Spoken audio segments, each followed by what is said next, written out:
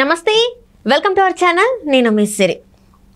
ఏపీలో పెన్షన్దారులకు అయితే ఒక శుభవార్త అయితే కేంద్ర ప్రభుత్వం అయితే ఇచ్చేసింది. ఇంతకు ఆ శుభవార్త ఏంటి అనేది మనకి వివరించడానికి మనతో పాటు ఉన్నారు ప్రముఖ సీనియర్ జర్నలిస్ట్ దుర్గా కుమార్ గారు. నమస్కారం సార్. నమస్కారం సిరి, మన వీక్షకులకు కూడా నమస్కారం సార్. ఇప్పుడు చూస్తుంటే ఇన్ని రోజులు మనం మేలో చూసుకున్నట్టయితే చాలామంది పెన్షన్దారులు చనిపోవడం జరిగింది. వాళ్ళకి అంటే ఇళ్ళ వద్దకి మన వాలంటీర్లు డబ్బులు ఇవ్వకపోవడం వల్ల సచివాలయంకి ఎలా తీసుకొచ్చారో చూసాం. దానివల్ల ఈ ఎండ వేడికి వృద్ధులు చనిపోవడం జరిగింది. అయితే ఇప్పుడు ఈసారి మాత్రం అలాంటిది జరగకుండా కేంద్ర ప్రభుత్వం అయితే కొన్ని చర్యలు తీసుకుంది.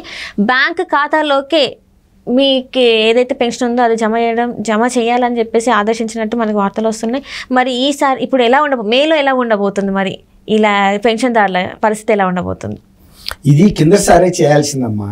కేవలం వాళ్ళు ఏంటంటే తెలుగుదేశాన్ని, చంద్రబాబు నాయుడు గారిని బదనాం చేయాలనే ఉద్దేశం మీద వాళ్ళు కావాలని చేసిన పని అది. కేంద్ర ఎన్నికల సంఘం ఆదేశం ఇచ్చింది. ఎందుకు కేంద్ర ఎన్నికల సంఘం ఇచ్చింది? వాలంటీర్లు అనేవాళ్ళు ప్రభుత్వ ఉద్యోగులు కాదు, ప్రైవేట్ వ్యక్తులు. వాళ్ళు వెళ్ళి ఏం చెబుతున్నారు? జగన్మోహన్ రెడ్డి గారు ఇచ్చారని చెబుతున్నారు. దాని మూలన జగన్మోహన్ రెడ్డి గారికి రాజకీయ ప్రయోజనం చేకూరుస్తున్నారు వీళ్ళు. తర్వాత జీతం ఏమో ప్రభుత్వం ఇస్తుంది 5,000.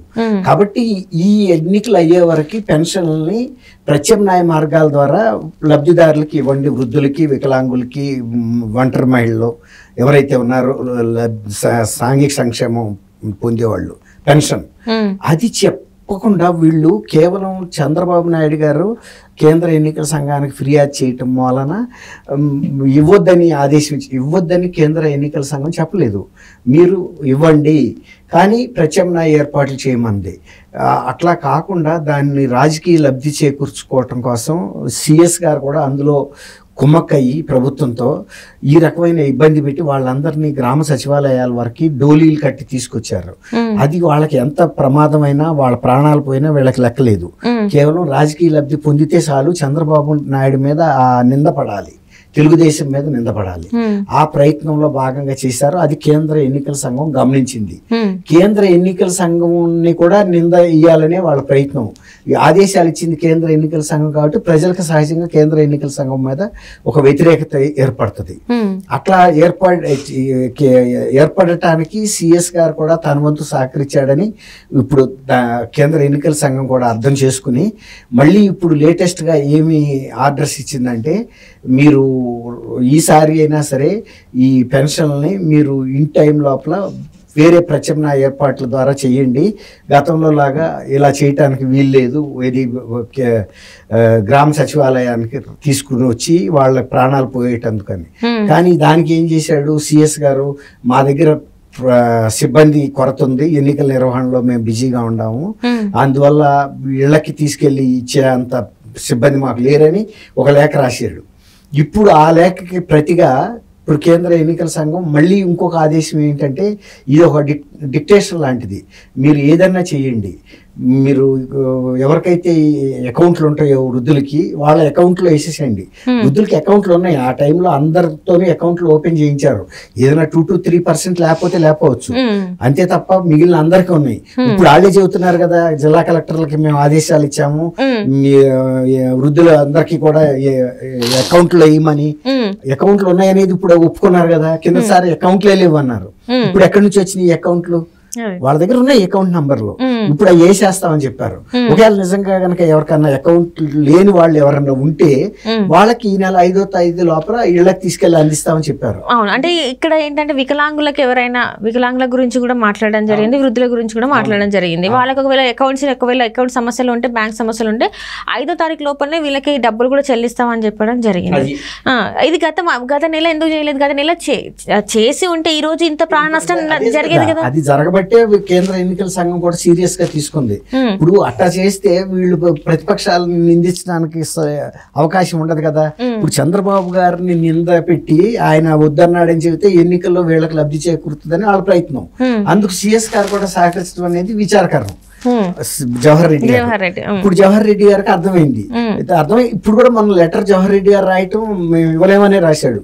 కానీ కేంద్ర ఎన్నికల సంఘం ఒప్పుకోలేదు. ఎందుకంటే అక్కడ అకౌంట్లో ఉన్న విషయం వాళ్ళకి తెలుసు. కాబట్టి ముందు అకౌంట్లో వేసేయండి ఎవరికైతే పెన్షన్దారులు అందరికీ ఎవరికి అకౌంట్లు ఉంటే. ఒకవేళ లేని వాళ్ళు ఉండొచ్చు 2 to 3%. అప్పుడు వాళ్ళకి ప్రత్యామ్నాయ ఏర్పాటు ద్వారా అప్పుడు కూడా వాలంటీర్లు పంపమని ఇప్పటికీ చెప్పట్లా. సచివాలయ సిబ్బంది ఉన్నారు కదా, సచివాలయ సిబ్బంది వెళ్ళి ఇవ్వచ్చు. ఈ ఒకసారి ఇచ్చేస్తే ఎలక్షన్లు అయిపోతాయి, నెక్స్ట్ ఎలక్షన్లకి వేరే గవర్నమెంట్ వచ్చేస్తే అసలు ఎలక్షన్ కోడ్ అమల్లో ఉండదు. ఇక ఎలక్షన్ కోడ్ రద్దు అయిన తర్వాత యాజ్ యూజువల్ గా ఇచ్చుకోవచ్చు. అది అక్కడేం అడ్డంకి ఏర్పడదు. కాబట్టి రాష్ట్ర ప్రభుత్వం ఎంతసేపు వృద్ధులు చనిపోయినా పర్వాలేదు, మనకి రాజకీయ లబ్ధి రావాలి, మనమే వ్యక్తిగతంగా జగన్మోహన్ రెడ్డి గారి జేబులో నుంచో ఇడుపులపాయ ట్రెజరీలోంచో తెచ్చి వాళ్ళకి ఇస్తున్న ఒక ఫీల్ ఇవ్వటానికి వాళ్ళు ఇప్పుడు దాకా ప్రయత్నించారు. సార్ ఒకటి ఏంటంటే ఇక్కడ ఈ వృద్ధులు చనిపోవడానికి కారణం కూడా కావాలని చంపేసి కొంతమందిని లబ్ధి పొందాలని, ఎందుకంటే ప్రతిపక్షాల మీద ఈ నింద వేసేసి వీళ్ళ వల్లనే వీళ్ళు చనిపోయారు అట్లా కూడా జరిగిందని చెప్పేసి వార్తలు వస్తున్నాయి. మరి ఇది జరిగి ఉంటే అంటారా? అంటే చేయించుకోవడం వృద్ధులు వాళ్ళు ఏం చెప్పలేరు, చాలా చివరి అవసాన దశలో ఉంటారు. వాళ్ళకి కొంతమందికి ఎవడన్నా దుర్మార్గులు ఉండి సరైన టైంకి మంచినీళ్ళు ఇవ్వకపోతే కూడా చనిపోతారు కదా. తర్వాత ఎండ నుంచి ప్రొటెక్షన్ లేక చనిపోతారు. అసలు వాళ్ళు ఇళ్లలోనూ ఏ చెట్టు కింద హాయిగా ప్రశాంతంగా ఉన్న కావాలని ఊళ్ళో అల్లరి చేయటం కోసం వాళ్ళందరినీ సచివాలయానికి తీసుకొచ్చారు, గ్రామ సచివాలయానికి. అప్పటికి డబ్బులు రాలేదు వాళ్ళకి. గ్రామ సచివాలయం ట్రెజరీలోనే డబ్బులు లేకపోతే వాళ్ళు ఎక్కడి నుంచి తెచ్చిస్తారు. కానీ అది 3వ తారీఖున వస్తుందని తెలిసి కూడా 1st తారీఖు 2వ తారీఖున కూడా వాళ్ళందరినీ గ్రామ సచివాలయం వాళ్ళ పేపర్లోనే వేశారు కూడా. 3వ తారీఖు వస్తాయని చెప్పారు కదా, పేపర్ చూడలేదు, వేసారు. ఎందుకంటే వాళ్ళు అల్లరి చేసి దీన్ని ప్రజల్లో తెలుగుదేశం పట్ల వ్యతిరేకత పెంచితే ప్రజలు అందరూ కూడా ఇప్పుడు ఆ వృద్ధులే కాదు ఆ కుటుంబ సభ్యులు అందరు కూడా కోపంగా ఉంటుంది కదా, చంద్రబాబు నాయుడు గారికి ఇదేం పని, పెన్షన్ వీళ్ళు ఇస్తుంటే ఆయనకేం బాధని. అట్లా చంద్రబాబు నాయుడు గారు ఇవ్వద్దన్నారు కాబట్టి మేము మీకు ఇవ్వలేకపోతున్నాం, లేకపోతే అంతకుముందల్లా తెచ్చి ఇవ్వలేదా అని ఒక ఉదాహరణగా చెప్తున్నారు.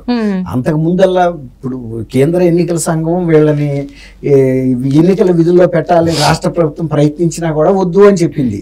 అంటే కేంద్ర ఎన్నికల సంఘానికి వాలంటీర్ల గురించిన ఒక అవగాహన ఖచ్చితంగా ఉంది. వీళ్ళు 99% వైఎస్ఆర్సీపీ కార్యకర్తలు, వీళ్ళు జగన్మోహన్ రెడ్డి కోసం ప్రచారం చేస్తున్నారు. ఇప్పుడు కూడా వాళ్ళందరినీ రిజైన్ చేసి బలవంతంగా ప్రచారం చేయమని అడుగుతుంది కదా ప్రభుత్వం. వాళ్ళు చేయటం లేదు, ఎందుకంటే చంద్రబాబు గారు వస్తే 10,000 ఇస్తానన్నాడు కాబట్టి మేము ఇప్పుడు రిజైన్ చేస్తే కొత్త వాళ్ళని తీసుకుంటారు తప్ప రిజైన్ చేసిన వాళ్ళని తీసుకోవద్దు కదా ఏ ప్రభుత్వం అయినా.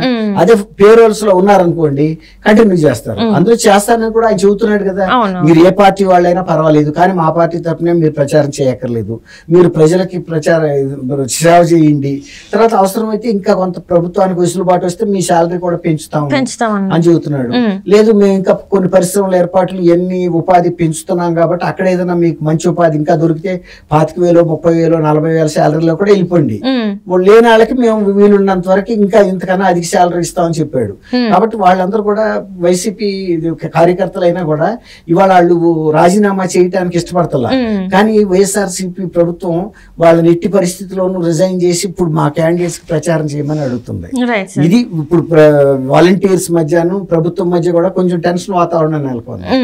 దీని మధ్యలో వృద్ధుల్ని వికలాంగుల్ని ఇలాంటి వాళ్ళని ఇబ్బంది పెడతాం కరెక్ట్ కాదని కేంద్ర ఎన్నికల సంఘం చాలా మంచి నిర్ణయం తీసుకుంది, అభినందించాలి. Right sir, right, thank you so much sir. Thank you అమ్మా సిరి, మన వీక్షకులు కూడా.